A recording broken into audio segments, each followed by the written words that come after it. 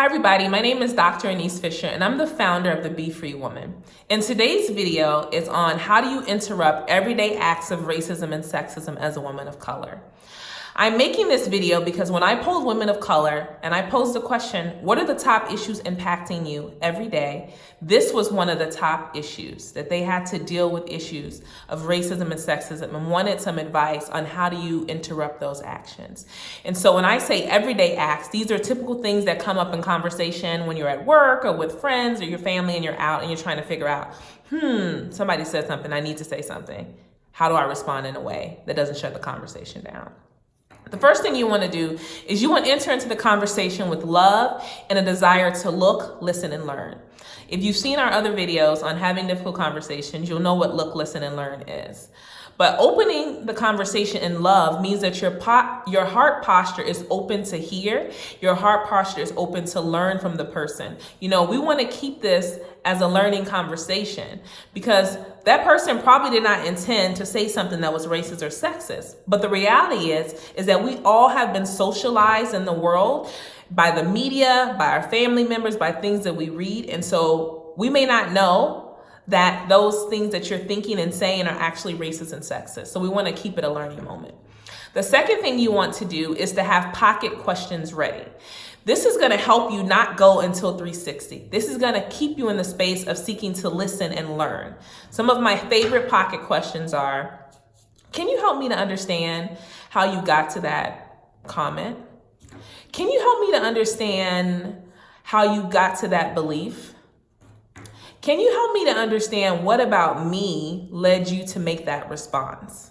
Again, it's personalizing it, and it's also seeking to learn, asking a question. I find that this is very helpful in pausing the person to really think about the impact of their actions and their behavior, because you're also helping them to see, what about that statement is actually racist and sexist. And so you're creating a learning moment for them. You also create a learning moment for yourself because you hear from them to know, was there an option of yours that prompted the entire, situation, which again, it is never okay to answer someone with a racist and sexist remark. But again, we're seeking to learn how we got here. The next thing you want to do is you want to identify the behavior using a method that we call SBI, which is situation, behavior, impact. I'm going to demonstrate it for you. Hi, Tom. I wanted to follow up with you. When we were in the meeting, you said that I was being aggressive. And I was shocked by that statement because I was just stating my opinion. And I've always known you to be a fair person. And so that really hit me in the wrong way, and it has some tones to it that didn't sit well with me. So I'm hoping to learn more about what happened. Again, situation. Tom, we were in a meeting. You said that I was aggressive. And I'm trying to learn more about what happened. I know you to be a fair person, and so I'm here to have a learning moment. Again, situation, the behavior, and the impact it had on you. It hurt your feelings. Okay, the next thing you want to go into is you want to get clarity and set mutual expectations based on shared values. What do I mean by that? If you do steps 1 through 3, you will have already gotten clarity in the conversation, but you need to have a goal to get clarity about what happened. Next thing is to setting expectations on your shared values, which is calling you aggressive is not something that you're okay with. So you're setting the expectation that that's not okay. That's not an okay language to use when conversing with you.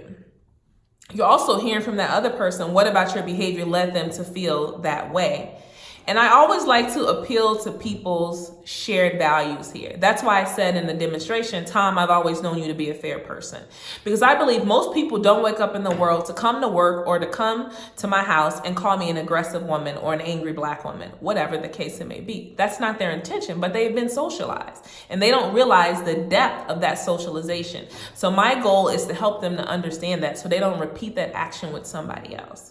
And so when you appeal to the shared value that the person, this isn't the typical character of the person, you really open up their heart to be receptive to hearing the feedback. The last thing is to be consistent.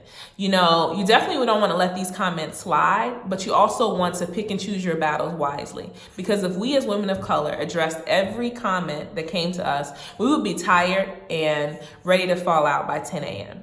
So I believe that if you address these issues with the steps that I've shared, You will then create expectations about what behavior is appropriate in your presence. Thus, you will lessen the need to have these conversations in your personal and in your professional life. So the steps are, number one, enter the conversation with love and a desire to look, listen, and learn. The second thing is to have pocket questions ready. The third thing is to identify the behavior using the SBI method, situation, behavior, impact. The fourth thing is to get clarity and set expectations based on mutual values. And the fifth thing is to be consistent. I believe that if you employ these 5 steps, it will help you have a strategy ready for addressing everyday acts of racism and sexism. Don't keep this to yourself. Share it with your friends, and please continue to follow us everywhere online at The Be Free Woman. Have a great day.